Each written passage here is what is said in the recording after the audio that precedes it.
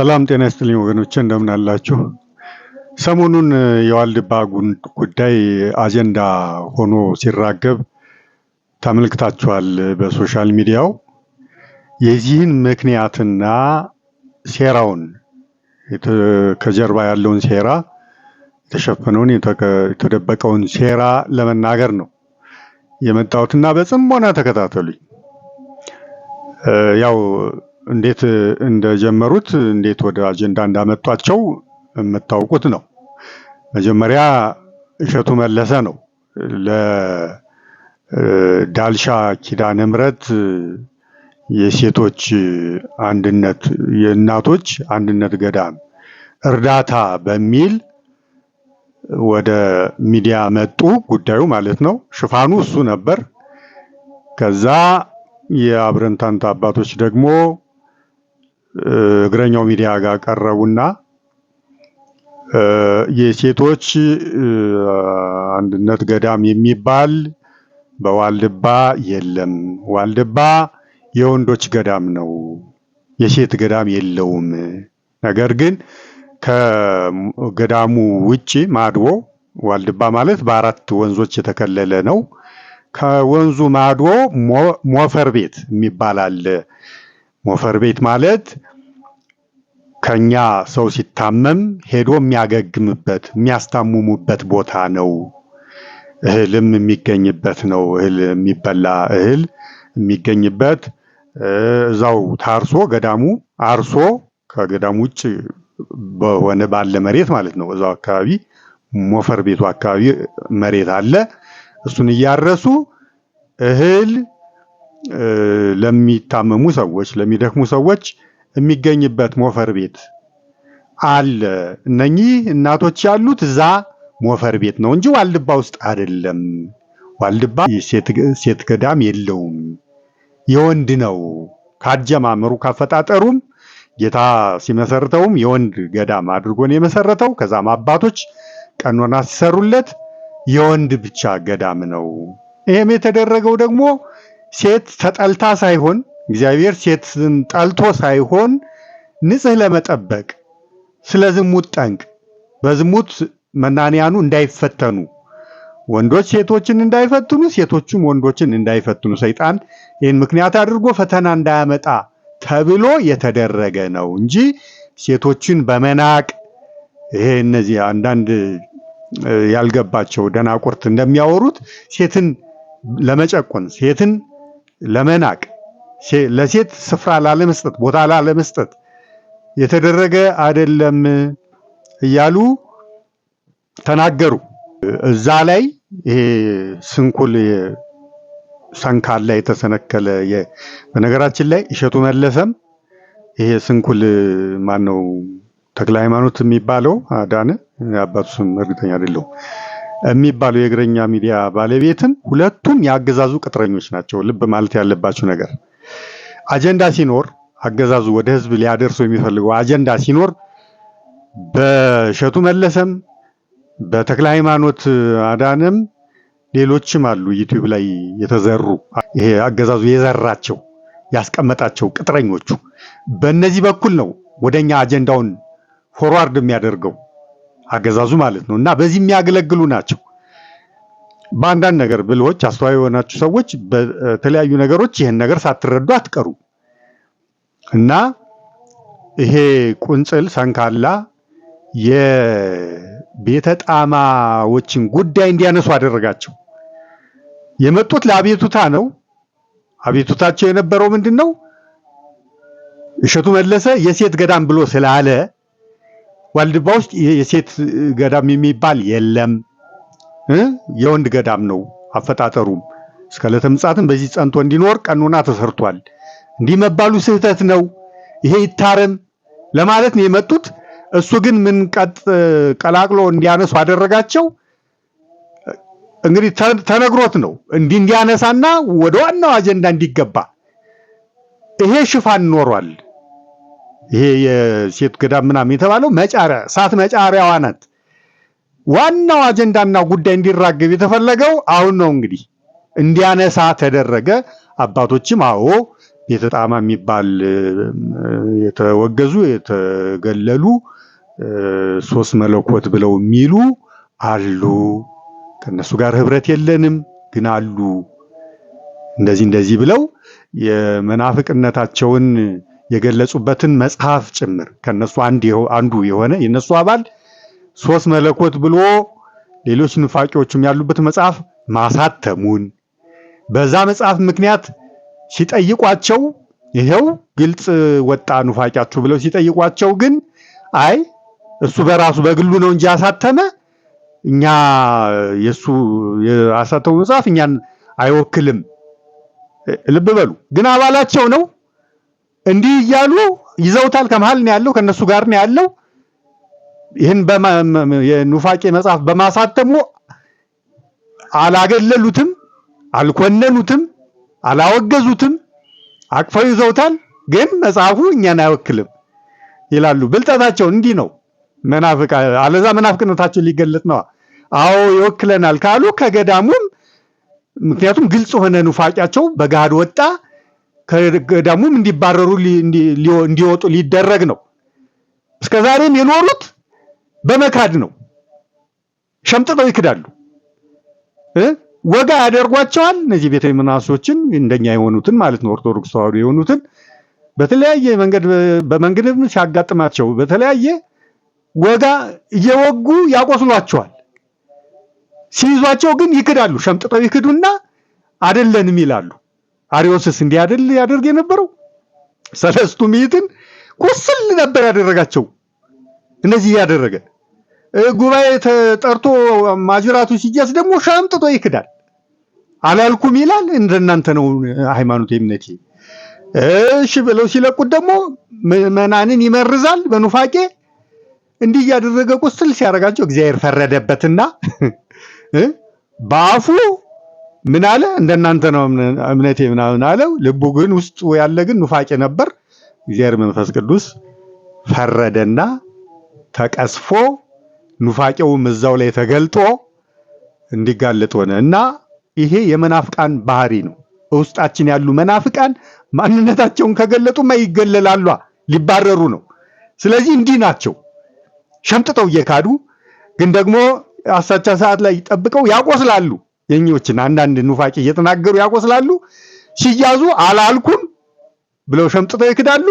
እንዲህ ነበር የሚያደርጉትና መጽሐፉንም ይኸውላችሁ በአንድ ወኪላቸው በአንድ አባላቸው አማካኝነት ኑፋቄ እንዲታተም አደረጉ።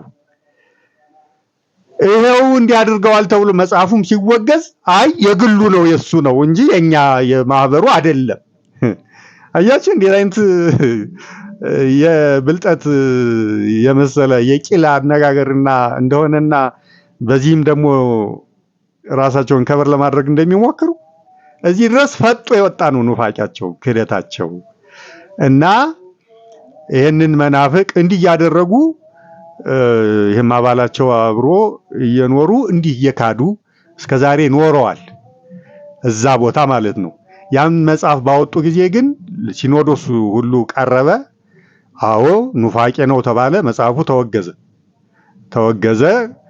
ሰውየውን ግን ያዙት። እዛው እነሱ ጋር ነው ያለ የተቀመጠው። ልብ በሉ ህብረታቸውን እንግዲህ አላወገዙትም፣ አላገለሉትም፣ ቀኖና አልሰጡትም። ንስሐ እንዲያደርግሃል ብለው ቀኖና ንስሐ አልሰጡትም። ግን አባላቸው ነው። ስለዚህ ህብረት አላቸው ማለት ነው በዛ ኑፋቄ አንድ ስለሆኑ እንጂ እና ይሄንን ተናገሩ።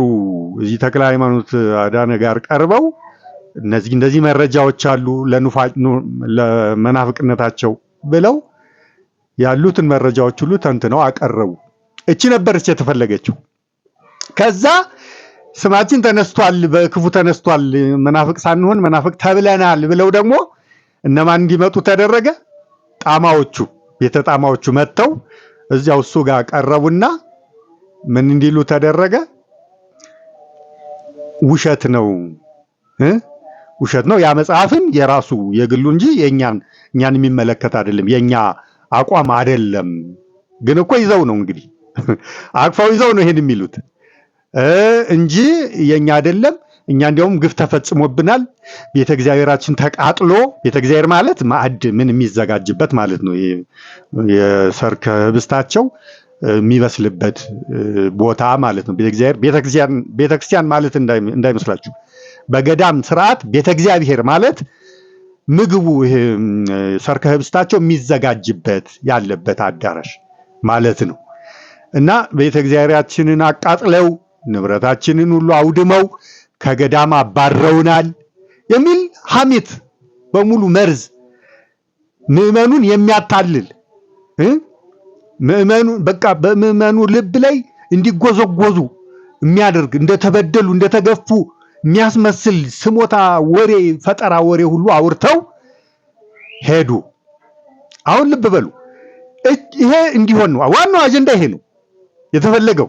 ይሄንን ለማድረስ ይሄንን በሚዲያ ለመናኘት ነው ያቺ የሴት ገዳም የምትባል የገዳሙን መነኮሳት የዋልድባን መነኮሳት የሚያበሳጭ የሚያሳርር የሚቀሰቅ እረፍት የሚነሳ እንቅልፍ የሚነሳ ነገር እንድትናገር የተደረገችውና ተበሳጭተው ፈጥነው እንዲመጡ የተደረገበት ምክንያት። ከዛ ደግሞ ይሄ ተክለ ሃይማኖት የተባለው ቅጥረኛ እችን ነገር እንዲያነሳባቸው ታዟል። ሲያነሳባቸው ለዲፌንድ ደግሞ እነዚህኞቹ እንዲመጡ ስማችን ተነስቷል፣ ባላንስ መደረግ አለበት በሚል ሽፋን እንዲመጡ ተደረገ። ያንን ነገር እንዲናገሩ ተደረገና እነዚህ አሁን በህዝብ ልብ ላይ እንደምን ተደርገው ተቆጥረዋል። የተበደሉ፣ የተገፉ፣ የተጨቆኑ ያለ ስማቸው ስም የተሰጣቸው ስማቸው የተጠለሸባቸው ተደርገው እንዲቆጠሩ ተደረገ። እንግዲህ ልብ እያላችሁ ነው አይደል? አሁን ወደዚህ ወደ እውነታው ከመምጣቴ በፊት ያ ቅጥረኛ እሸቱ መለሰ የሚባለው ሁለቱ ነግሬያችሁ እንዳልኳችሁ ነው። አጀንዳ ወደ ህዝብ የሚያቀብሉ ያገዛዙ ቅጥረኞች ናቸው። አገዛዙ ስላችሁ ብልጽግና ብቻ ብላችሁ እንዳታስቡት። ብልጽግና የሚባል ነገር የለም ወገኖች። አሁንም ድረስ ያለው ወያኔ ኢህአዴግ ነው። ብልጽግና የማታለያ የሽፋን ስም ነው። ለውጥ ምናምን የሚል ድራማ አምጥተው ብልጽግና የሚል ነገር ጭምብል ነው እሱ እንጂ አሁንም ወያኔ ነው ያለው። ልብ በሉ። አብይ ሽፋን ነው። ቢሮ ተቀምጦ ስራውን የሚሰራው አርከበ በጣም እኮ የሚገርም ነው። ለውጥ አሉና ድራማ ያንን ድራማ መጡ። ከዛ ደግሞ ተጣላን ተጋጨን ብለው ጦርነት በትግራይ ላይ ያደረገ ድን ተባሉ። ይሄን ያህል ህዝብ አለቀ ምናምን ተብሎ ውሸት ተወራ። ያ ድራማ የጦርነት ድራማ ግን ዓላማው ምን ነበረ? አማራን ከቦ እስከ ሰሜን ሸዋ ነበር ወያኔ የመጣው። አማራን ለማውደም፣ ለመጨፍጨፍ፣ ለመዝረፍ ሲባል የተፈጠረ ፈሊጥ ዘዴ ኖሯል። እዚህ ፌዴራል እዛ ወያኔ ተባብለው የውሸት ጦርነት ያደረጉት ዓላማው እሱ ነበር። እሱ ነው። ናን ሁሉ ድመትና መከራ ጭፍጨፋ በአማራ ላይ ፈጸሙ። ዘዴያቸው ግን ቴክኒካቸው ግን መሃል ላይ ፋኖ ይገባል፣ ከኋላና ከፊት በወያኔና በመከላከያ ፋኖ ይመነጥር ይጨፈጨፍ ነበር። ዘዴያቸውን አያችሁ። እዚህ አርከበ ቁባይ የአብይ አማካሪ ተብሎ ቁጭ ብሎ አብይ ስትዞር ትውላለች። እሱ ቁጭ ብሎ ስራውን የቢሮ ስራውን የጠቅላይ ሚኒስትር ስራውን ይሰራል። መከላከያ ላይ ስትሄዱ ብርሃኑ ጁላን የኤታማዦር ሹም ብለው ሹመውታል።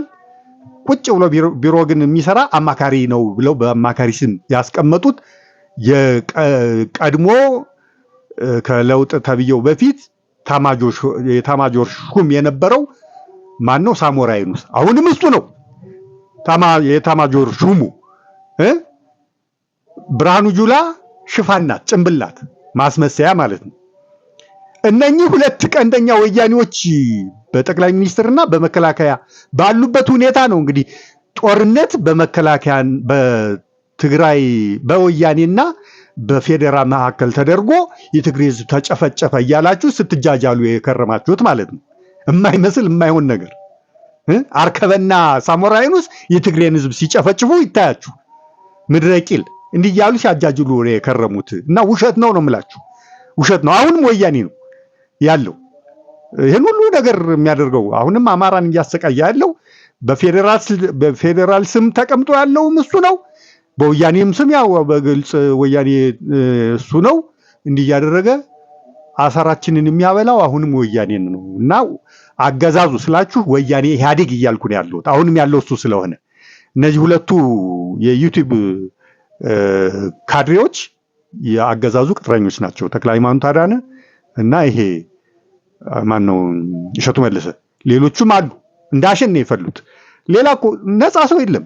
በሃይማኖት ስምም ተሰማርቶ ያሉት የሱ ቅጥረኞች ናቸው። በፖለቲካውም በምንም ሚዲያ ላይ ያለው አሁን በሙሉ ቅጥረኛ ነው። እና ይሄኛው አጀንዳው እንዲያነሳ አድርጎ ማኑ አስነክቶ እነዛ ደግሞ ለዲፌንድ እንዲመጡ ተደርጎ መርዛቸውን እንዲረጩ ተደረገ።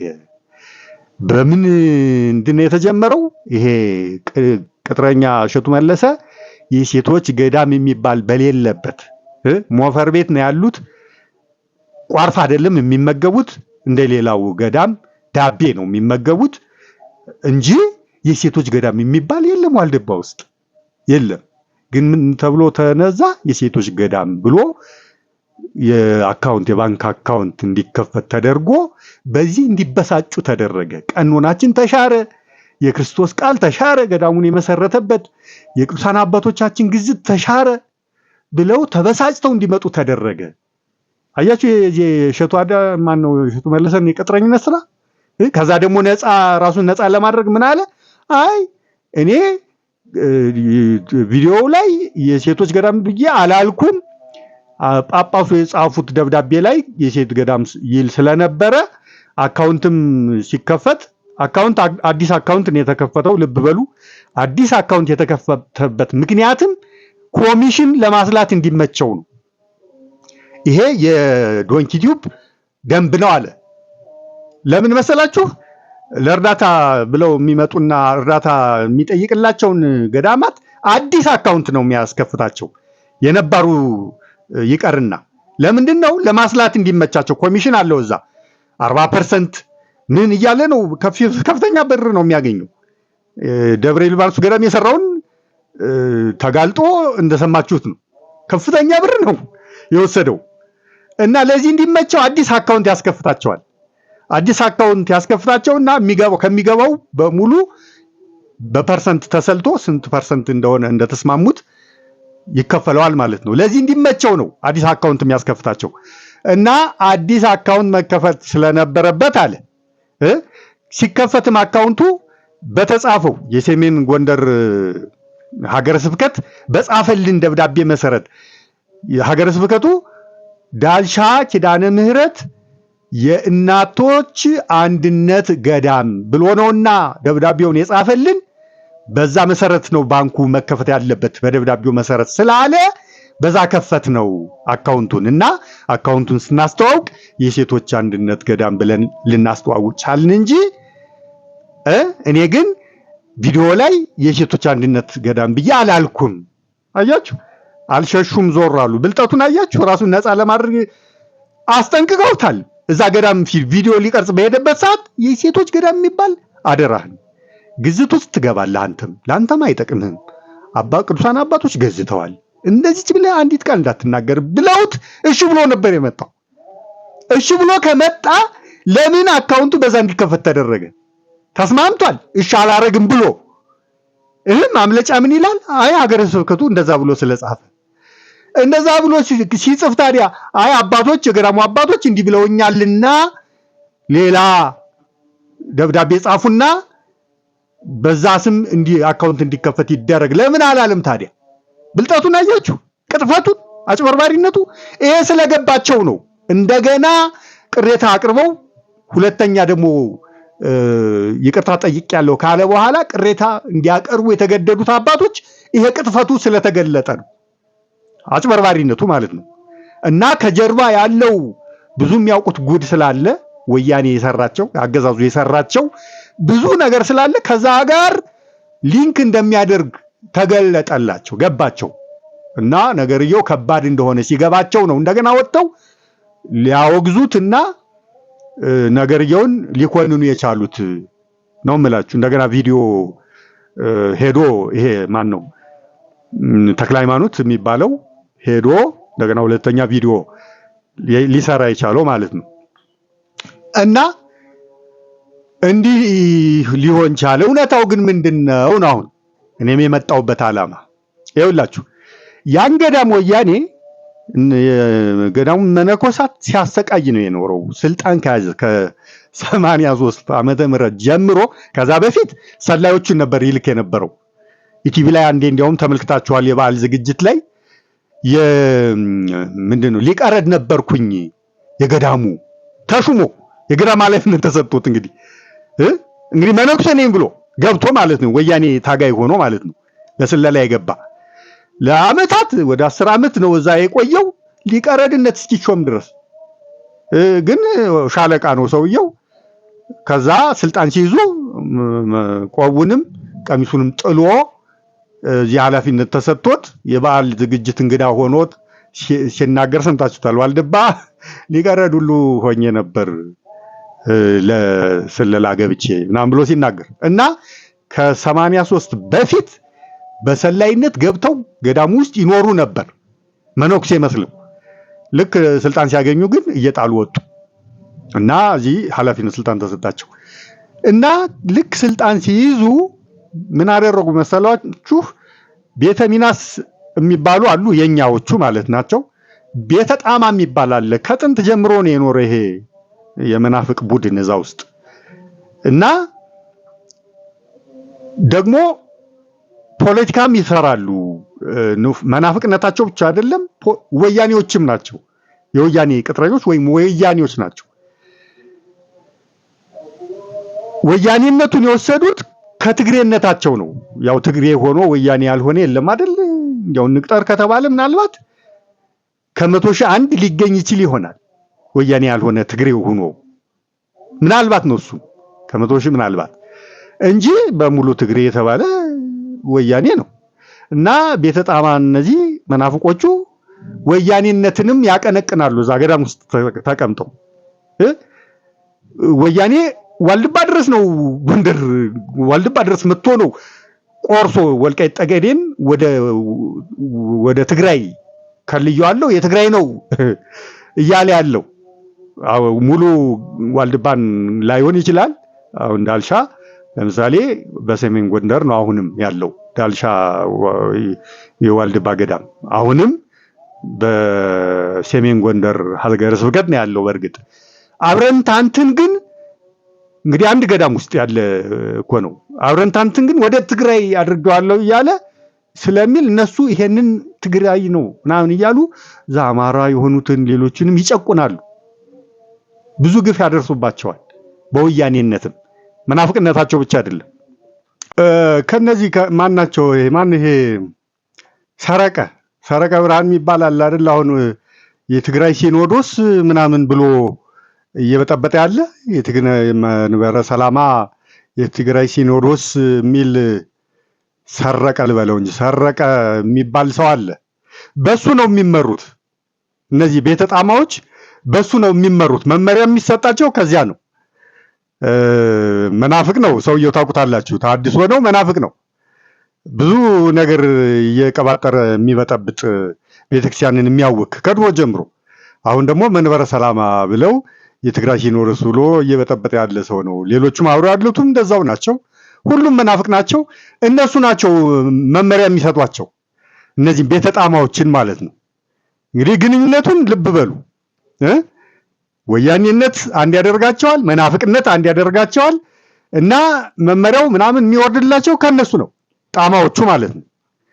እንግዲህ ለቤተ ሚናሶች ምን ያህል ፈተና፣ ለቤተ ሚናስ ብቻ አይደለም አጠቃላይ ለቤተ ክርስቲያኗ ምን ያህል ፈተና እንደሆኑ ወደፊት ምን አስበው እንዲያደረጉ እንዳሉ ልብ በሉ። እንግዲህ ልብ በሉ። እና ሲያሰቃዩአቸው ነው የኖሩት በዚህ 36 ዓመት ነው የምላችሁ።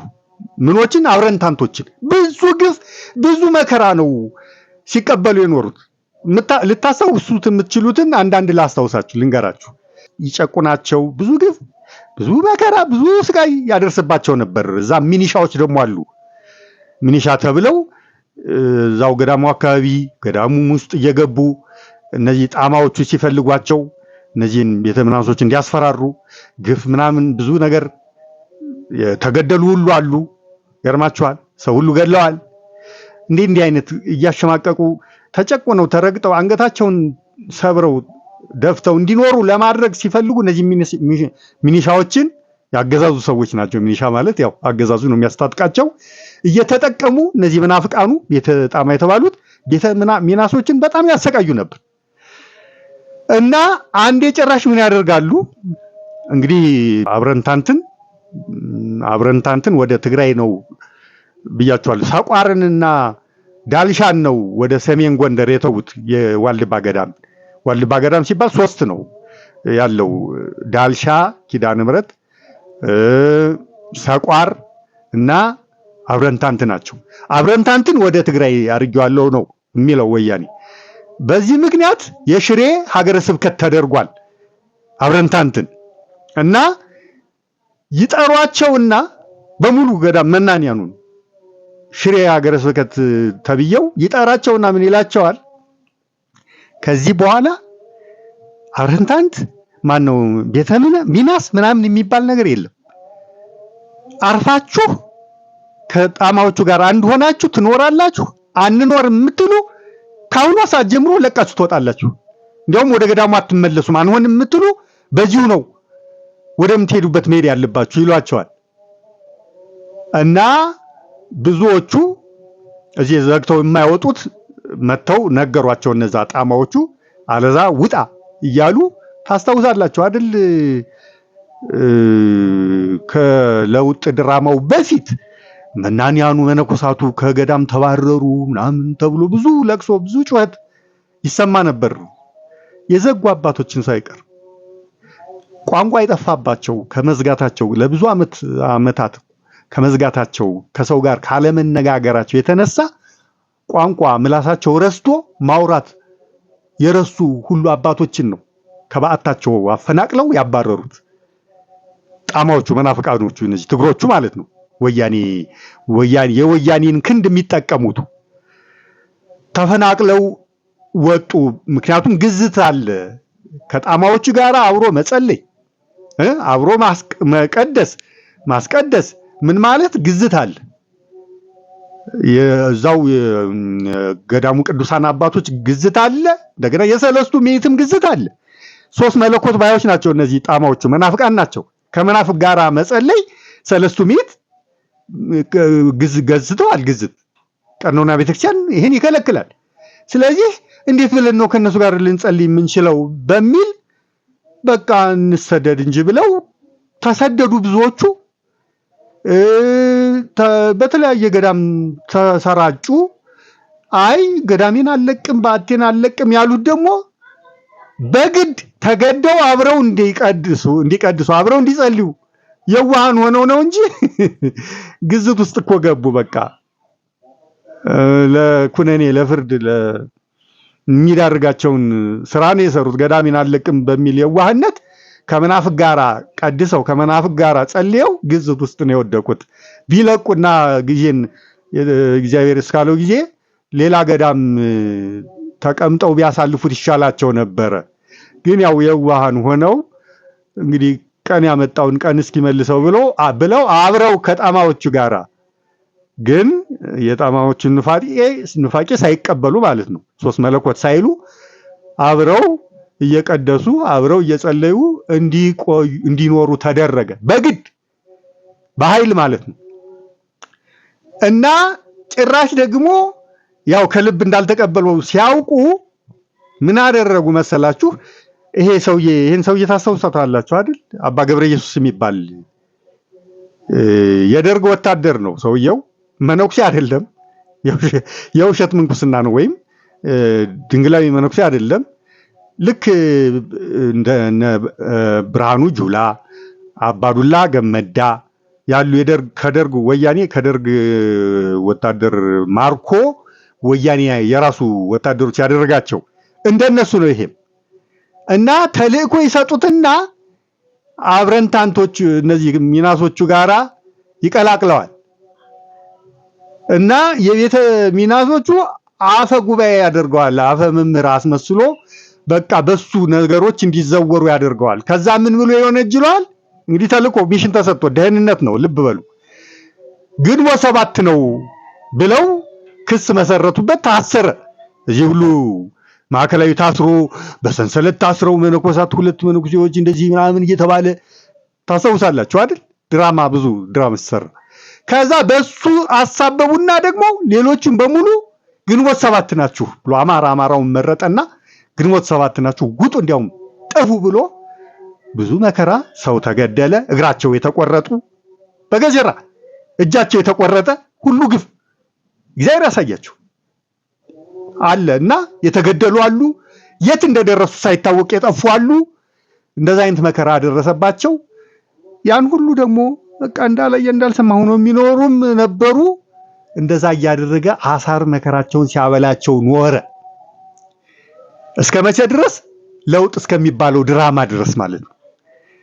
አሁን ልብ በሉ እንግዲህ ለውጥ የሚባለው ድራማ ሲመጣ ያው የተሰጠን ስዕል ምንድነው? ፌዴራል የሚባለው አብይና ወያኔ ተጣሉ። ጦርነት ሁሉ እስከ መግጠም ድረስ የተጣሉ መስለው አይደል ሲተውኑብን የኖሩት።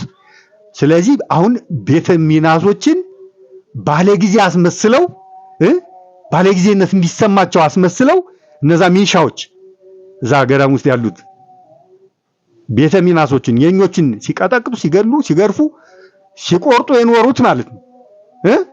እንደገና ምን አይነት ትወና እንዲተውኑ ተደረገ? ትግሮችን እነዚህ ጣማዎችን ማለት ነው መናፍቆችን በእነሱ ላይ መከራ እንዲያደርሱ ወያኔን ሴራ እንግዲህ ልብ በሉ እንዲያፈናቅሏቸው ነው ወደ ትግራይ እንዲሰደዱ ንብረታቸውን ሁሉ ጭነው እንዲወጡ ተደረገ። በማን? በሚኒሻዎቹ ልብ በሉ። ሚኒሻዎቹ ያው ያገዛዙ ናቸው ብያቸዋለሁ።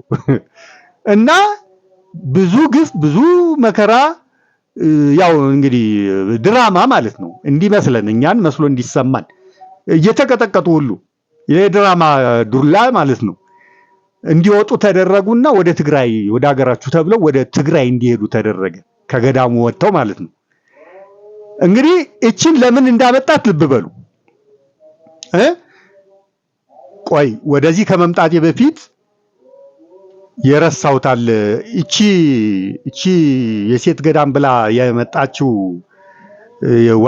የዳልሻ ኪዳነ ምሕረት የእናቶች አንድነት ገዳም ብላ ሐሰተኛ ስም ሰጥታ ለገዳሙ እርዳታ በእሸቱ እንዲሰበሰብ ያስደረገችው ደህንነት ናት። ልብ በሉ። እሷም መነኩሲት አይደለችም። የውሸት ነው እሷም። ልክ እንደ ቅድሙ ያልኳችሁ ዋልባ መነኩሴ መስሎ እንዲገባ የተደረገው ታጋይ ገብቶ እስከ ሊቀረድነት ድረስ እንዲደርስ የተደረገ እንደተደረገው ሰውዬ ማለት ነው። እቺም ገዳሙን የመክፈል እና ከግዝት የማውጣት ስራ እንድትሰራ የሴት ገዳም ዋልባ ውስጥ እንዲፈጠር ተልእኮ ተሰጥቷት የገባች ናት፣ የተጠጋች ናት። የት? ዳልሻ ኪዳነ ምሕረት እየበጠበጠች ያለች እና በአባ ጳውሎስ ዘመን እንዲህ አድርጋ እየበጠበጠች ነው ብለው መተው ከሰዋት ነበር። አባ ጳውሎስ የዛሬ ፊት መሆኑ ነው 16 ዓመት በፊት ጀምሮ እንግዲህ ከመቼ ጀምሮ ስትበጠብጥ እንደነበር ልብ በሉ። የሴቶች ገዳም ማለት ስትጀምር አባ ጳውሎስ እነዚህ መናንያኑ መተው እንዲህ እያለች እየበጠበጠች ነው። ከገዳሙ ቀኖና ውጪ የሆነ ስርዓት ነው። ሞፈር ቤት አሉ ሴቶች እናቶች ዳቤ እየበሉ የምንና ህይወት የሚኖሩ እንጂ ዋልድባ ውስጥ የሴት ገዳም የለም። እንዲህ እያለች እየበጠበጠች ነውና ትከላልን ብለው ለመክሰስ መተው አባ ጳውሎስ ጋር ከአባ ጳውሎስ ዘንድ ክስ አቀረቡ። መነኮሳቱ የአብረንታንት መነኮሳት ሲያቀርቡ አባ ጳውሎስ ወያኔ አይደለች ምን ሴራ ታሴራለች ደህንነቶች ጋር እችን ሴትዮ እንዲህ የሚል ክስ አምጥተዋልና ዋልድባዎቹ ሴትዮዋ ደህንነቶች ከሴትዮዋ ጋር እንድትታይ ትደረግና ፈርተው እንዲቀመጡ ይደረግ የሚል ሴራ ይሴርና ምን ያደርጋሉ? ሴትዮዋን ከደህንነቶች ጋር እንድትታይ ያደርጓታል። ከዛ አባቶች ያን ጥያቄ ለአባ ጳውሎስ እንደገና ሲያሳስቡ አባ ጳውሎስ ምን ይሏቸዋል? አይ የደህንነት አባላት ምንም አይነት ውሳኔ እሷ ላይ እንዳትወስን ብለውኛል የመንግስት ባለስልጣናትና ምንም ልል አልችልም ብለው ይመልሱላቸዋል። እነዚህ አባቶች ደግሞ አይ እንደዚህማ ከሆነ እንግዲህ ለእግዚአብሔር እናሳስባለን እንጂ ብለው ተመልሰው ይሄዳሉ። እሷም ከገዳሙ እንድትከላ ወይም ከጥፋት ስራዋም እንድትታቀፍ ሳትደረግ ትቀራለች። ከዛ ጊዜ ጀምሮ ነው እንግዲህ የሴቶች ገዳም እያለች ስትበጠብጥ የኖረችው። ልብ በሉ እና ይሄን ያውቃሉ። አፋቸውን ይዘው ፈርተው ማለት ነው ደህን አገዛዙ የሆነ ነገር እንዳያደርግ። ምክንያቱም እሷን ሲነኩ አገዛዙ ለምን ተነካች ብሎ ሌላ ፈተና ሊያመጣባቸው ነው። ብቻ ለእግዚአብሔር እያሳሰቡ ይኖራሉ። ይሄን እያሉ ሲኖሩ ነው ይሄ እሸቱ መለሰ የሚባለው ይሄን ተንኮል ይዞ እንዲሄድ የተደረገውና ያስጠነቀቁት፣ አበክረው አስጠነቀቁት። ቁጭ አድርገው አደራህን የሴት ገዳም እንዳትል እንዲህ አይነት ችግር አለ ብለውት እያለ ነው እንግዲህ የብልጠት ራሱን ነፃ ለማድረግ ከሀገረ ስብከቱ ነው የሴቶች ገዳም ተብሎ የተጻፈልኝ። እሺ እንደዛ ብሎ ይጻፍ። የሴቶች ገዳም ብሎ አካውንት እንዲከፈት ለምን አደረገ ታዲያ? አይ ገዳሙ መነኮሳት አበምኔቱ እንዲህ ብለው ስላሉኝ አበምኔቱ ከልክለዋልና የሴቶች ገዳም ብዬ አካውንት እንዲከፈት ማድረግ ስለማልችል ሌላ ስም ስጡ ማለት እኮ ይችላል። ሀገረ ስብከቱም ልብ በሉ በአገዛዙ ስለታዘዘ የሌለ ነገር የሴቶች አንድነት የእናቶች አንድነት ገዳም ብሎ ደብዳቤ እንዲጽፍ ተደረገ። ጳጳሱም ልብ በሉ ስራ አስኪያጁም ጳጳሱም በማን እንደሚታዘዝ ታውቃላችሁ? ዛሬ ቤተ ክህነቱ በአገዛዙ ነው እና እንዲህ ብሎ እንዲጽፍ ተደረገ። አባቶችን ለማስቆጣት ለማበሳጨትና መተው እዚህ እንዲህ አቤቱታ እንዲያቀርቡ ከዛ ስለ ቤተ ጣማ እንዲያወሩ ከዛ ጣማዎች ደግሞ መተው እንዲህ እንዲሉ ማለት ነው። እና ሰንሰለቱን እየተረዳችሁት ቼኑን የሴራውን ቼን እናቺ ሐሰተኛ መነኩሴ ናት፣ የውሸት ናት። የት መነኮሽ ብለው ሲጠይቋት ማህበረ ስላሴ ገዳም አለች። ማህበረ ስላሴ ገዳም መነኮሳቱ ሄደው ሲያጣሩ ግን አረኛ እናቃትም እኛ እንደዚህ ቻሚስ ሴት አላመነኮስንም ብለው ይመልሳሉ። አያችሁ የውሸትነቱ። ገዳሙ ውስጥ አትኖርም። ልብ በሉ ውጭ ላይ ያለችው አዲስ አበባ ወይ ባህር ዳር ነው የምትቀመጠው አሉ፣ ወይ ጎንደር። እዛ ሁና ነው የምትበጠብጥ። እንግዲህ ተልኮ የተሰጣት ደህንነት ስለሆነች እና እሸቱ መለሰ ከዚች ጋር ነው እንግዲህ ቼን ፈጥሮ እንዲህ አይነቱን ስራ እንዲሰራ የተደረገው ቅጥረኛ ስለሆነ ልብ በሉ እንጂ አይ መነኮሳቱ ስለተቃወሙ አባቶች ስለተቃወሙ እንዲህ ብዬ በዚህ ስም አካውንት ልከፍት አልችልም ማለት ይችል ነበር።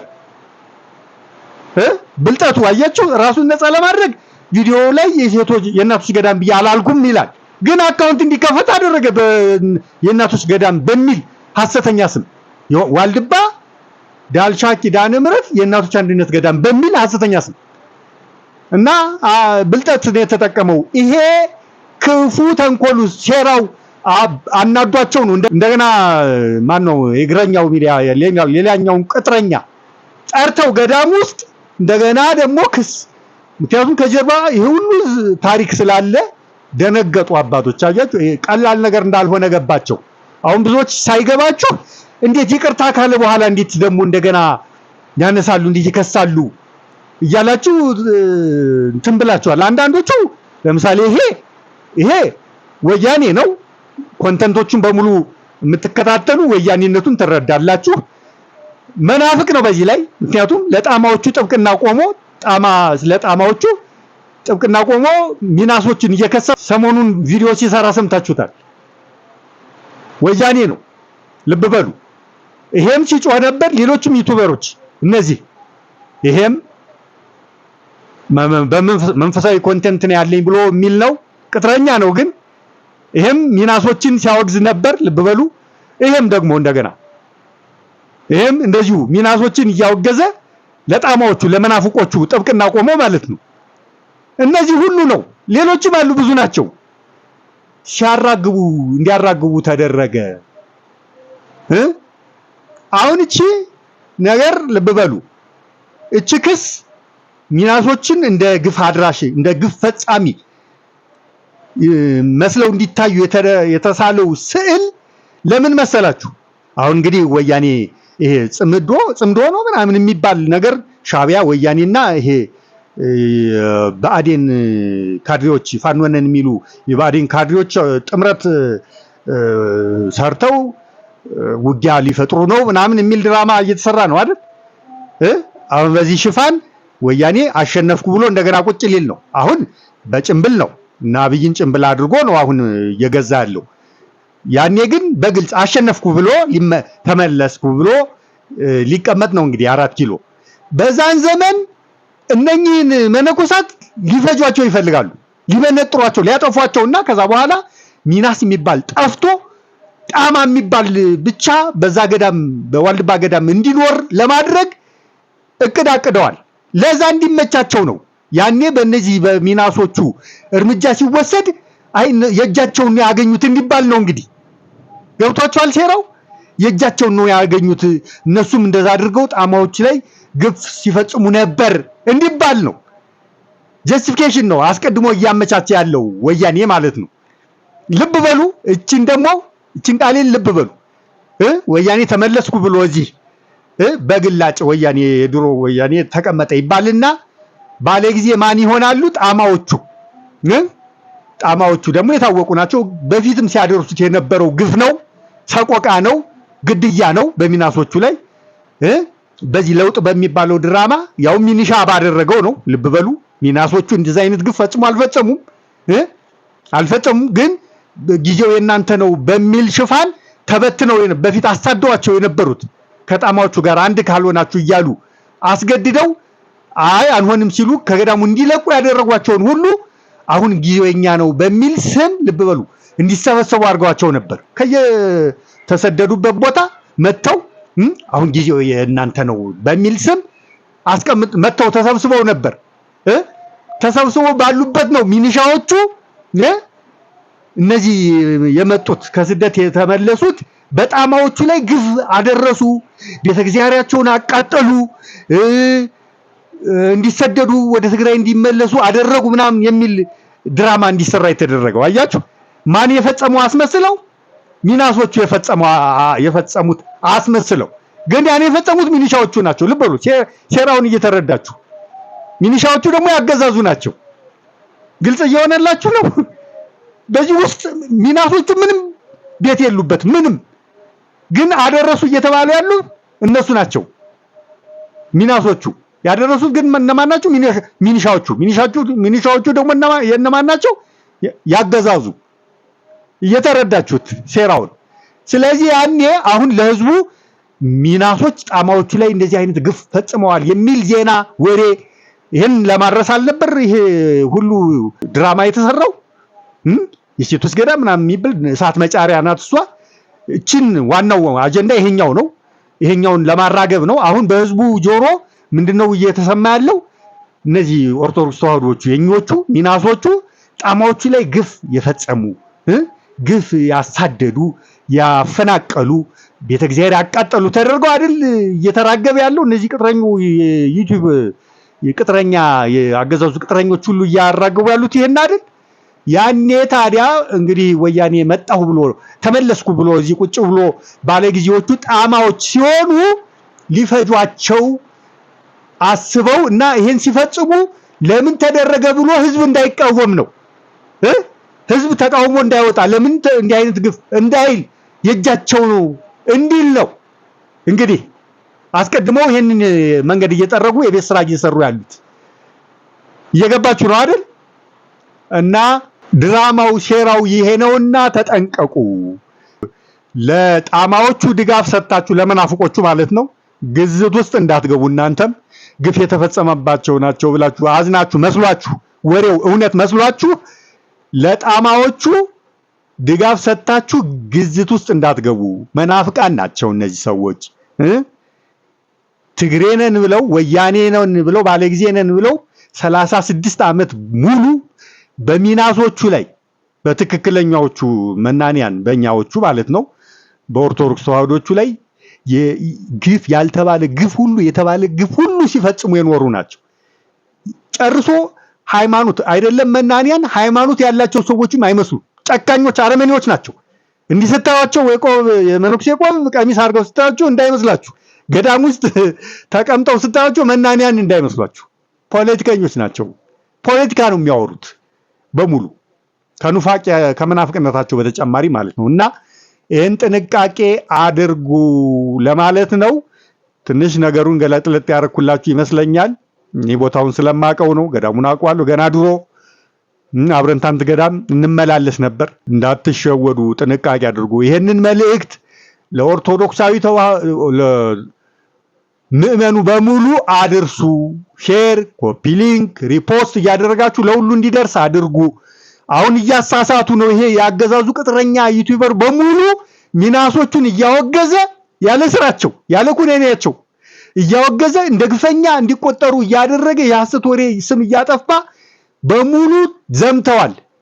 እና የዚህ ካውንተር እንዲሆን እና ህዝቡ እውነቱን እንዲያውቅ ለሁሉም አድርሱ ነው የምላችሁ።